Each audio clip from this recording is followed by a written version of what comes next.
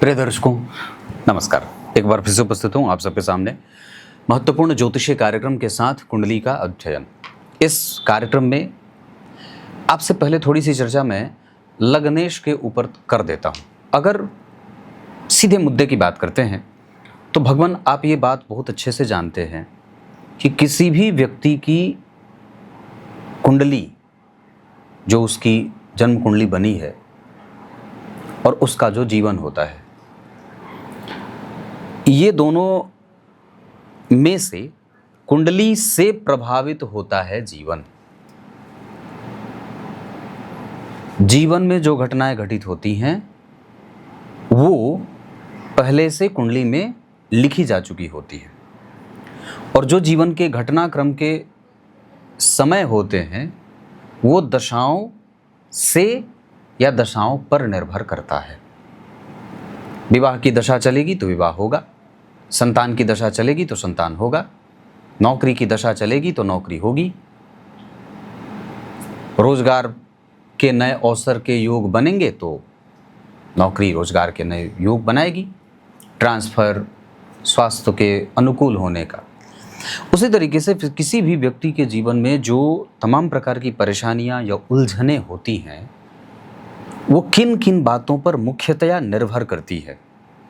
ये बड़ा ही महत्वपूर्ण हो सकता है इसको समझना कि अगर आपकी कुंडली के लग्न के अधिपति या लग्न के स्वामी जो अधिपति हैं वो जहां बैठे हैं उस पर पड़ने वाले ग्रह की दृष्टि, उस भाव में जहां लग्नेश बैठे हैं वहां से चौथे घर में गुरु का होना, वहां से चौथे घर में शुक्र का होना, लग्नेश जहां बैठे वहां से चौथे घर में चंद्रमा और बुध का होना, ये इस बात का संकेत देगा कि हाँ, कुंडली को एक अच्छा जो है वो गुण मिल रहा है, कुंडली अच्छी प्रकृति की तरफ बढ़ रही है। प्रकृति कुंडली की अच्छी है मतलब प्रोग्रेस अच्छा है। बहुत ध्यान से समझिएगा।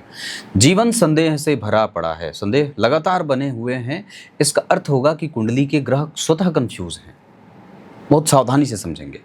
उसके बाद क्या कहा कि अगर लग्न के अधिपति के ऊपर और लग्नेश के ऊपर अगर किसी शुभ ग्रह या अच्छे ग्रह की दृष्टि नहीं पड़ी तो ये कुंडली को कई बार परेशान करने के लिए काफी होता है। अब इसमें और भी बातें हैं जिसको मैं समझा दूं अगर, तो आप यही कुंडली देख लीजिए जहां पे लग्न के अधिपति बुध हैं जो अष्टम भाव, छठे भाव या 12वें भाव की यात्रा में है, और वो जन्म कुंडली के सप्तम और चतुर्थ भाव के स्वामी के साथ छठे भाव में बैठे हैं। यहाँ काफ़ी हद तक नौकरी का योग बना, यहाँ भी काफ़ी हद तक नौकरी का योग बना, यहाँ भी जो प्रभाव है वो काफ़ी हद तक नौकरी का बना हुआ है, थोड़े विषम परिस्थितियों के साथ। उसके बाद लग्नेश जहाँ बैठे हैं बुध, उनसे न तो चंद्रमा का संबंध है और न तो उनसे शुक्र और बुध का संबंध है, न तो किसी अच्छे ग्रह का संबंध नहीं है। गुरु के साथ बैठे हैं, सामान्यतया ठीक है, पर अच्छी बात होती कि ये केंद्र में कहीं गुरु के साथ बैठ जाते, खास करके लग्न, दशम या चतुर्थ भाव में। सप्तम में बैठते तो भी नष्ट होता, नुकसान होता। सूर्य यहाँ बैठे हैं तो सूर्य यहाँ पे बाधाओं के साथ परिणाम देंगे। कहने का अर्थ मेरा यह है कि अगर लग्नेश और लग्न पर किसी भी शुभ प्रभाव की स्थिति नहीं बन रही है तो जीवन संकट से भरा पूरा हो जाता है। इसमें और भी ज्यादा रोल प्ले कर देता है लग्न का मान। लग्न का मान यहाँ जो बना, आपकी कुंडली में भी लग्न का मान अब देख लीजिए कि लग्न कितने अंशों पे विराजमान है। अगर वो 0 से लेकर 6 अंशों के नीचे है, 0 से लेकर 6 अंश के बीच में है, इसका अर्थ है कि उसे कमजोर अवस्था का लग्न कहते हैं, और ऐसा लग्न जातक को अपने जीवन में चुनौतियों का सामना करना आता है या करने को विवश करता है। विशेषतया सूर्य और चंद्रमा ऐसे ग्रह हैं जिनको किसी भी तरीके से अष्टम भाव में बैठने का चलो दोष नहीं लगता है, पर सामान्यतया उन्हें केंद्र में होना ज़्यादा अच्छा भाता है। वो अगर केंद्र में होते हैं तो अच्छा है, पर यहाँ पे सूर्य जो सप्तम भाव में बैठे हैं, सामान्यतया यहाँ वो अस्त हो जाते हैं, मृत्यु को प्राप्त कर जाते हैं। इस कारण से भी कुंडली का जो प्रभाव है वो कई बार कमजोर होता है। तो अगर आपकी भी कुंडली में ऐसी कोई बात बनी हो जिसमें चंद्रमा अष्टम भाव में बैठे हों, सूर्य का प्रभाव कमजोर होता हो, लग्न का मान कमजोर हो, लग्नेश अच्छे भाव में न बैठ रहे हों, उन पर शुभ ग्रह की दृष्टि न हो, याद रखिए ये गुरु यहाँ बैठे हैं, इससे ज़्यादा अच्छा होता कि गुरु की दृष्टि पड़ जाती। क्योंकि ग्रह बैठने से ज़्यादा देखने का फल करता है। तो तात्पर्य ये है कि अगर इस तरीके की कुंडली है तो जातक को संघर्ष में लेके जाएगी, आपको डबल ट्रिपल मेहनत करना पड़ेगा। ये बात बांध कर रख लेना चाहिए। यहाँ तक ये कार्यक्रम सबके लिए उपयोगी था जो लग्न, लग्नेश, लग्न कामान, लग्न पर पड़ने वाले ग्रह की दृष्टि, अगर शुभ ग्रह की दृष्टि है तो बहुत अच्छी बात है, नहीं है तो चुनौती को स्वीकार करिए और आगे बढ़िए, मेहनत ज़्यादा करिए, संघर्ष रहेगा जीवन में, असफलताओं का भी योग बनेगा कुंडली में, आसानी से आपका मार्ग आपके हाथ में नहीं लगने वाला है, थोड़े बहुत कन्फ्यूज़न में होंगे, निराशापन जीवन में देखने को मिलेगा। क्लियर बात है, इसमें कोई रोक टोक वाली बात नहीं है और ये होता ही है। बहुत सारी कुंडलियों पे हमने भी देखा है और ये सिद्धांतकार भी यही बात लिखते हैं। पर फिलहाल अब इस कुंडली का अध्ययन करते हैं और सबसे पहले इस कुंडली के पंचांग से आपका परिचय करा देता हूँ। अब यहाँ से बात करते हैं जातक की कुंडली के पंचांग की। तो सबसे पहले बात करिए, जन्म होता है चैत्र माह में। ऐसे लोग जो चैत्र माह में जन्मे होते हैं उनका व्यवहारिक पक्ष बहुत ही उत्तम और अच्छा होता है। वो समझदार भी होते हैं पर कई बार परिस्थिति उनके हिसाब से काम नहीं करती है और इस वजह से कई बार वो बड़े ही खिन्न मानसिक विचारों को धारण करने वाले भी हो जाते हैं। उत्तरायण में सारे शुभ ग्रहों का बल बढ़ेगा। शुक्ल पक्ष के द्वादशी तिथि के चंद्रमा पापक होते हैं, इस वजह से नौकरी में आए दिन कोई ना कोई समस्या देते हैं। आमदनी कोई ना कोई परेशान करने वाली हो जाती है। घर परिवार में माहौल एक जैसा नहीं रहता है, दाम्पत्य एक जैसा नहीं रहता, हम स्वयं ही एक जैसे नहीं होते, बार बार बदल जाते हैं, हमारा दृष्टिकोण बड़ा बदल जाता है जल्दी जल्दी। तो ये शुक्ल पक्ष के द्वितीय तिथि के चंद्रमा का असर है। इनको ठीक करने के लिए भगवान भोलेनाथ की पूजा और नियमित दिनचर्या का पालन करने के साथ साथ घर की सफाई खुद से करनी चाहिए। अश्विनी नक्षत्र में जन्मे हैं, चिरचीटे की जड़ और नवग्रह कवच गले में धारण करें। ओम अश्विनी कुमाराभ्याम नमः इस मंत्र का जप करें। साथ ही साथ विषकुंभ योग होगा। क्षत्रिय वर्ण और देवगण, ये तो ठीक है, मतलब व्यक्ति जो है वो एग्रेशन में है, लक्ष्य उसका स्पष्ट है, देवगण होने के कारण धर्म में विश्वास है, परंपराओं में उसका उदाहरण है, ऐसी कोई बात नहीं है, बहुत अच्छी बात होगी यहाँ पे। और एक पक्ष और भी मैं जो यहाँ पे कहना चाहूँगा, लग्न का मान कमज़ोर है। तो कुंडली की जितनी समस्याएं हैं आप उसका एक कोर जिसको मान सकते हैं, जो सबसे ज़्यादा जिसको कहते हैं ना कि बहुत बेसिक है, वो इस कुंडली का लग्न मान है। जिंदगी की जितनी तमाम परेशानियां हैं वो लग्न के मान के कमज़ोर होने के कारण है। इसका अर्थ ये भी हो जाता है कि कई बार लग्न मान जब कमज़ोर हो जाएगा तो भाव संविभाजन के आधार पर कुंडली के सारे ग्रह लगभग बदल जाएंगे। आप ज़रा ध्यान से देखिए, केतु यहीं बैठे हैं, शनि यहाँ नहीं बैठे हैं, शनि मंगल एक साथ आ गए तो चतुर्थ भाव पे शनि मंगल का असर आ गया। उसके बाद गुरु बुध जो है वो दोनों एक साथ दशम स्थान मतलब सप्तम स्थान की तरफ आ गए। और उसके बाद राहु सूर्य और राहु चंद्रमा और सूर्य एक साथ आ गए, शुक्र चले गए अगले भाव में। तो कहीं ना कहीं ग्रह जो है वो अपना भाव बदल रहे हैं। इस वजह से भी कई बार व्यक्ति के जीवन में एक कन्फ्यूजन सा प्रभाव बना रहता है। हमें बहुत नियत बुद्धि के साथ काम करना होगा, गंभीर बनना होगा, ईश्वर में अपार श्रद्धा रखनी होगी, तभी हमारी नैया पार लगेगी। क्योंकि पूर्व में हमारे कृत्य उतने बेहतरीन नहीं रहे हैं। अब उसको ठीक करने के लिए मजबूत प्रारब्ध का निर्माण करना होगा और मजबूत प्रारब्ध का निर्माण सत्कर्म से होता है। दान, पुण्य, पूजा पाठ, मंत्र जप, गुरु मंत्र का जप, ये सब करना होगा। डिग्री के हिसाब से सूर्य जो है वो 26 अंश पे बैठे हैं, वो लग्न को नहीं देख पा रहे। इस वजह से 26 अंश का ग्रह डिग्री लग्न को नहीं देखेगा तो सूर्य सप्तम भाव में आ गए, वो कमजोर हो गए, वो वहां पे मृत्यु को प्राप्त कर जाते हैं। चंद्रमा जन्म कुंडली में 9 अंश पे हैं, अष्टम भाव में है। अष्टम भाव में बैठा ग्रह जहां बैठता है, जहां देखता है, तो अष्टम भाव के अधिपति द्वितीय भाव में, अष्टमेश जन्म कुंडली में चतुर्थ भाव में, ये गड़बड़ है।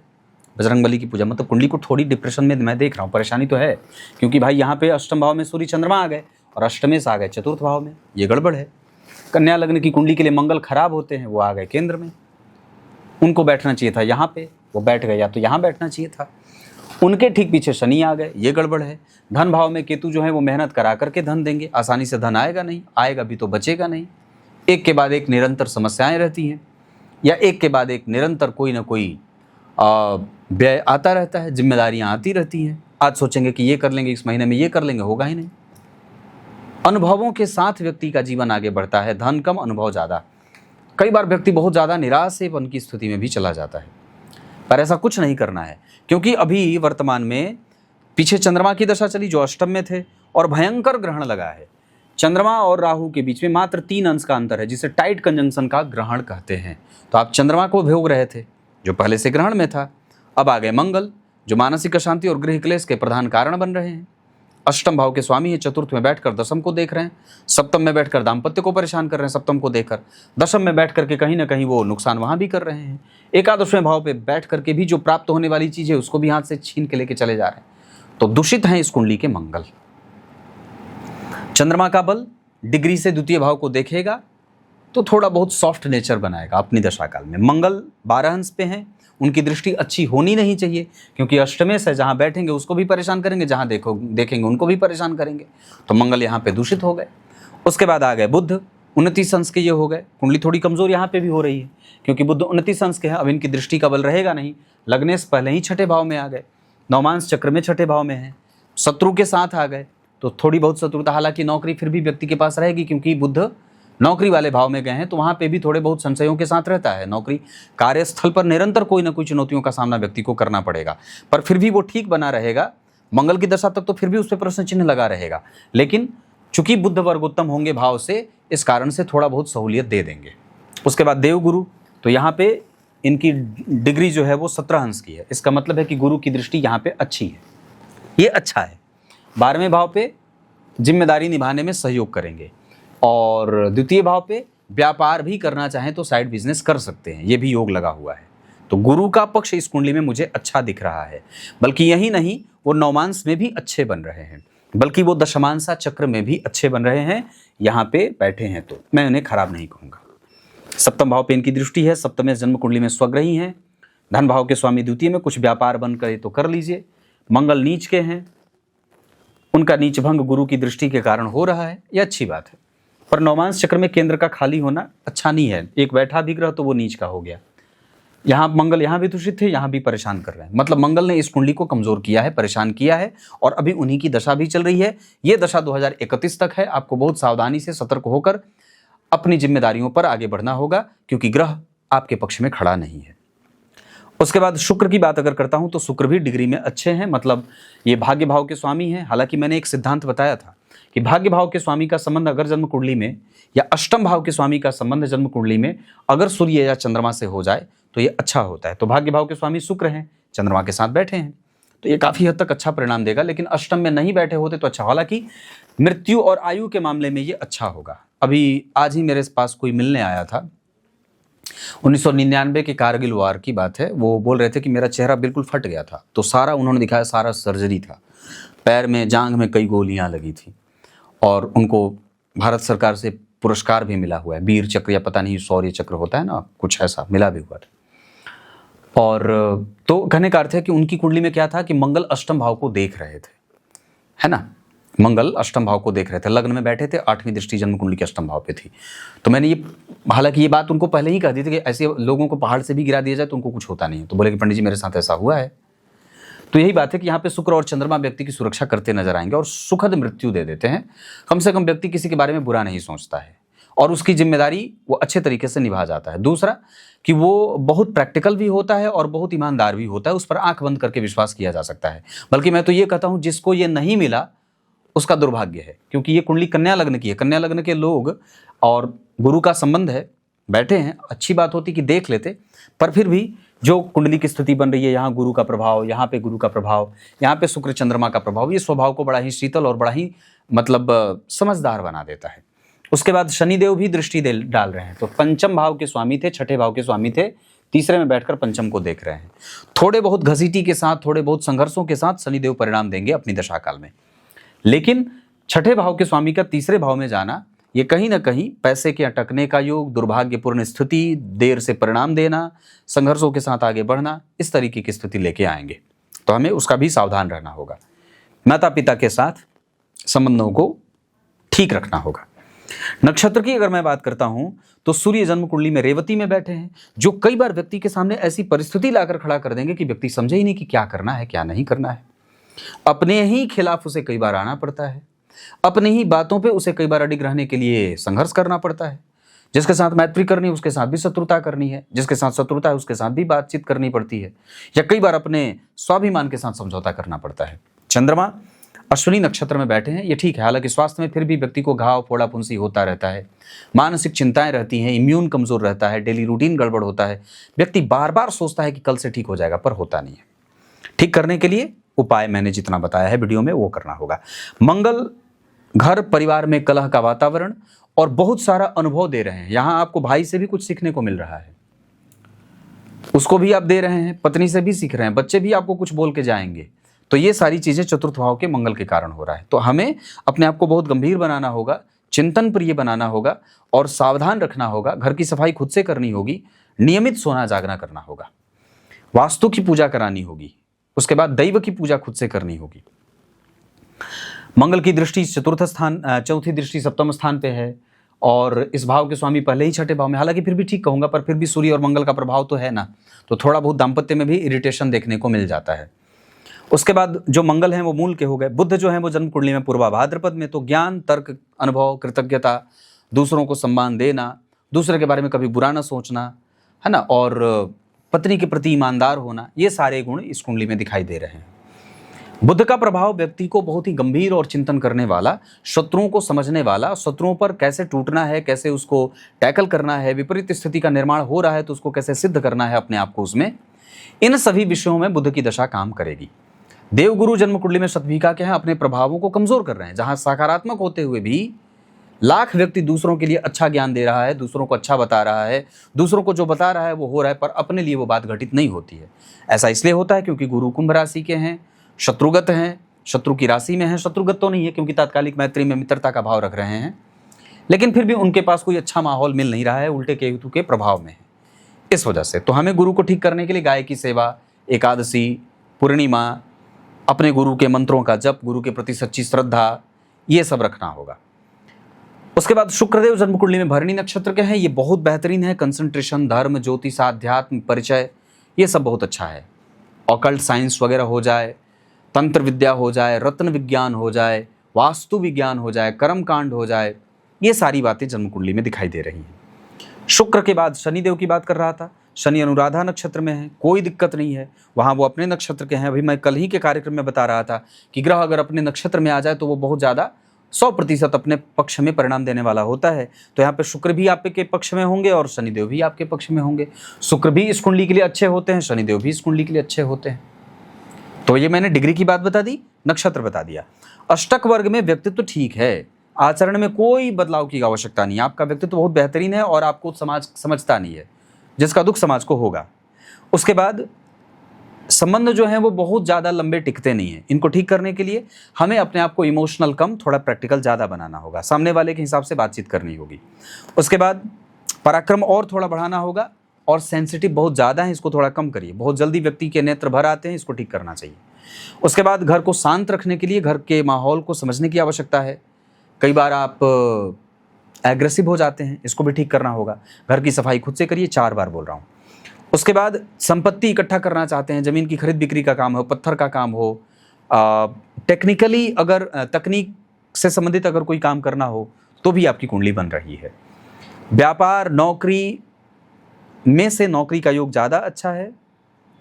ये कुंडली स्वास्थ्य के मामले में चंद्रमा के कारण परेशान है, पर सामान्यतया संतान और दाम्पत्य का प्रेम ठीक है, इसको ठीक किया जा सकता है या उसको समझाया जा सकता है। व्यापार इस कुंडली में उतना बढ़िया नहीं होगा, कंसंट्रेशन पे काम करना होगा, पाचन तंत्र गड़बड़ ना हो इसका ध्यान रखना होगा। उसके बाद धर्म करके किसी को बताने की कोई आवश्यकता नहीं है। देवी सूक्त या श्री सूक्त का पाठ प्रत्येक दिन करना चाहिए। सामाजिक प्रतिष्ठा ये व्यक्ति समाज के लिए ज़्यादा है, परिवार के लिए थोड़ा कम है, पर जिसके लिए है वो उसके लिए बिल्कुल भी नहीं है। ये कुंडली प्राप्त कर जाएगी और समाज के प्रति व्यक्ति की जिम्मेदारी समझ में भी आती है और वो बहुत सारी जगहों से धन अर्जन भी करना चाहते हैं, तो चंद्रमा इसमें सहयोग करेंगे। कई बार आरंभ में छोटी आमदनी से व्यक्ति शुरुआत करता है, बाद में चल करके वो एस्टैब्लिश होते देखा जाता है। पर किसी को भी ऋण का लेन देन नहीं करना चाहिए, किसी के भी बीच में दलाली का काम मत करिए। स्पष्टवादी बहुत ज़्यादा होने की कोई आवश्यकता नहीं है, थोड़ा प्रैक्टिकल सामने वाले को सुनना है कि क्या वो सुनना चाहता है ना, समझने की आवश्यकता है कि सामने वाले को क्या पसंद है, उसके हिसाब से अपनी प्रतिक्रिया देनी है। क्लियर है। प्रेम है दाम्पत्य में, दाम्पत्य टूटने का कोई योग नहीं है क्योंकि चंद्रमा और बुध फिर भी ठीक है। सप्तम भाव को शुभकर्त्री लगा है, सप्तम भाव में नीच के मंगल है, पत्नी का स्वास्थ्य कमजोर हो सकता है, हार्मोनल डिसबैलेंस हो सकता है। दशमांशा चक्र में लग्न के अधिपति का पंचम भाव में जाना, पंचमेश का सप्तम में आकर लग्न को देखना ज्ञान है, तर्क है, अनुभव है और बेहतरीन है। इसमें कोई दो राय नहीं है कि यहाँ पे गुरु, सूर्य और चंद्रमा का एक साथ बैठना कुंडली को बहुत सारे मामले में मजबूत बना रहा है।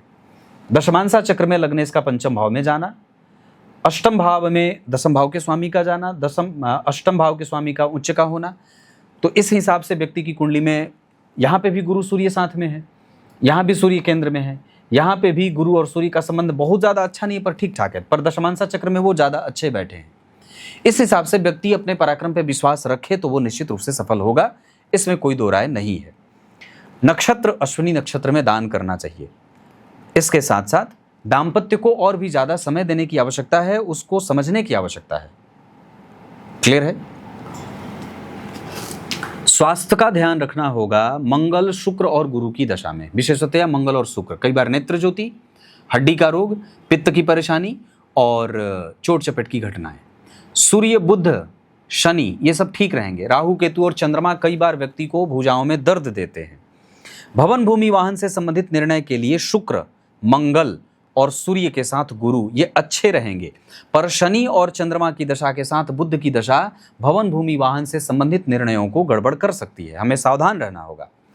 शुक्र, सूर्य, मंगल, गुरु और चंद्रमा भाग्यशाली साबित कराएंगे, जबकि शनि, राहु और कई बार बुध ये भाग्य में अवरोध देने का काम करेंगे। होरा चक्र के आधार पर 75% तक आपकी कुंडली बुढ़ापे में सुख अर्जित करेगी, क्योंकि गुरु, शुक्र और बुध जैसे 3 शुभ ग्रह चंद्रमा के होरा में जा रहे हैं। बाकी अभी जो दशा वर्तमान में चल रही है, इस दशा के आधार पर मंगल अभी कष्ट देंगे, मेहनत कराएंगे और धन देंगे। राहु की दशा भी कष्ट देने वाली हो सकती है, थोड़ा बहुत संशय बीत रहा है। बजट बनाकर काम करना होगा और दूसरे की जिम्मेदारी अपने ऊपर मत लीजिए। माता पिता को देख रहा हूं तो माता और पिता को, इन दोनों में से पिता का पक्ष तो ठीक लगभग दिखाई दे रहा है, कम्युनिकेशन पिता के साथ गड़बड़ हो रहा है, पर माता के साथ माता से लाभ है। स्वास्थ्य में थोड़ी बहुत रुग्णता दिखाई दे रही है। संबंध हालांकि दोनों के साथ ठीक दिखाई दे रहे हैं। संतान के पक्ष की अगर मैं बात करूंगा तो इस कुंडली में संतति पक्ष 100% बहुत अच्छा है। संतति नौकरी करने वाली, कंप्यूटरीकृत एजुकेशन को प्राप्त करने वाली, हार्डवेयर या कंसल्टेंसी या मशीनरी के क्षेत्र में या इंजीनियरिंग के क्षेत्र में सफल होने वाली दिखाई दे रही है। इसके अतिरिक्त अगर मैं बात करूं तो कुंडली का पक्ष ठीक है, पर निश्चित रूप से लग्न चक्र में ग्रह कमजोर बैठे हैं। इस कुंडली को मेहनत की आवश्यकता है, बार बार अपने आप को सिद्ध करने की आवश्यकता है। हनुमान जी के 12 नामों का नित्य उच्चारण करें। सूर्य को अर्घ मैंने कहा है। अगर हो सके तो आपकी कुंडली के आधार पर एक बुद्ध का रत्न पन्ना धारण कर लीजिए। बजरंगबली के 12 नामों का नित्य उच्चारण करना बहुत आवश्यक होगा। ये सारी बातें मैंने बताई हैं। नक्षत्र जिसमें आप दान कर सकते हैं वो अश्विनी होगा, भरणी, उत्तरा फाल्गुनी, अनुराधा, उत्तरा भाद्रपद, पुनर्वसु, ये सब नक्षत्र किसी भी कार्य को करने के लिए अच्छे रहेंगे। राशियां मकर और वृष की अच्छी हैं। शत्रु राशियां होंगी इस कुंडली के लिए मेष, सिंह और धनु। मित्र राशियां हो सकती हैं वृश्चिक, मकर और वृष राशि। भवन, भूमि, वाहन का सुख इस कुंडली में 2029 से मिलता दिख रहा है। पराक्रम और जिम्मेदारियों का बोझ समाप्त होगा 2030 के अप्रैल के बाद। राहु की दशा में पैसा बचाने पे ज़्यादा फोकस करना होगा, लालच से बचना होगा और बेवजह की चिंता करने से कोई फायदा होने वाला नहीं है, क्योंकि राहु आपको इस तरीके से बड़ा ही ज़्यादा डिप्रेस कर सकते हैं, परेशान कर सकते हैं, जिसके कारण स्वास्थ्य भी निरंतर गिरावट को प्राप्त कर सकता है। उसका कोई अर्थ नहीं होगा। जब राहु की दशा आएगी 2031 में तो लाजवर धारण करना होगा, काल भैरव स्तोत्र का पाठ, गणेश जी की पूजा, समीपत्र और गणेश संकटनाशक स्तोत्र का पाठ, गणेश पूजा में गणेश जी के चतुर्थी का व्रत, ये सब आवश्यक होगा। कुंडली में चंद्रमा के साथ शुक्र का बैठना आपको एक तरफा प्रेम देने वाला बना रहा है, जबकि उस प्रेम की कद्र समाज को नहीं है। चंद्रमा से 7वें घर में केतु का होना व्यक्ति देने में पीछे नहीं है, पर लेने में बिल्कुल ही आगे नहीं है। चंद्रमा से 8वें घर के शनि का होना आयु अच्छी देते हैं पर हेडक देते हैं। चंद्रमा से 9वें घर में मंगल का होना भाग्यशाली। चंद्रमा से एकादशवें घर में गुरु का होना यश मान पद प्रतिष्ठा और संपत्ति वाला। देर सवेर व्यक्ति की कुंडली का बुढ़ापा पक्ष अच्छा होता है, पर कुंडली नौकरी ज्यादा करे, व्यापार के योग नहीं है।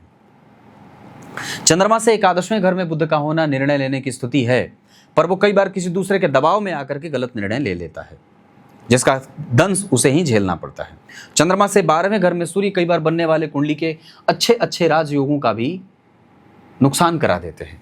इस वजह से भी कई बार व्यक्ति अपने भाग्य को कोसता रहता है। नियमित दिनचर्या, जितना मैंने उपाय बताया है, अगर आप खाली उतना भी शामिल कर लेंगे तो जीवन सफल हो जाएगा। जितनी जल्दी हो सके गुरु दीक्षा ले लीजिए, किसी गुरु से दीक्षित हो जाइए, नित्य मंदिर का दर्शन करिए। चंद्रमा को और भी ज्यादा ठीक किया जा सकता है किसी मंदिर को निरंतर धो करके, वो आपके लिए ज्यादा अच्छा रहेगा। क्लियर है? तब तक के लिए इजाजत दीजिए, कल एक बार फिर से उपस्थित होंगे आप सबके सामने। बहुत बहुत नमस्कार।